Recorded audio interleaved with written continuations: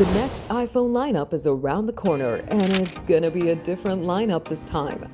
Welcome to GadInsider, your hub for the latest tech news. The base model iPhone 18 won't be making an appearance, as that model's been shifted to a spring release schedule. This September will showcase the iPhone 18 Pro, iPhone 18 Pro Max, and the all-new foldable iPhone. Of course, there's one major elephant in the room: price hikes. It's a given that the iPhone 18 Pro lineup will cost more, which makes us think, is buying an iPhone 17 Pro at today's prices a good idea?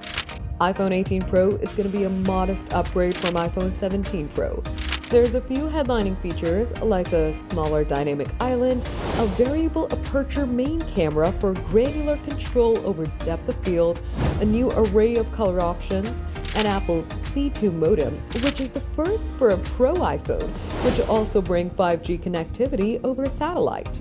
iPhone 18 Pro Max will be getting thicker and packing a much larger battery, which combined with the C2 modem would give some incredible battery gains. There will be your usual chip upgrades with the A20 Pro and the N2 networking chip. iPhone 18 Pro is expected to retain 12 GB of RAM, just like the 17 Pro, and Apple will also be redesigning camera control to be less prone to accidental engagements. Apple will likely find ways of surprising us with additional upgrades too, but this is what's known so far. Now, price is the major point of contention. Apple's already massively increased prices on its iPad and Mac lineup, and it's almost a guarantee that the iPhone 18 Pro lineup will cost more.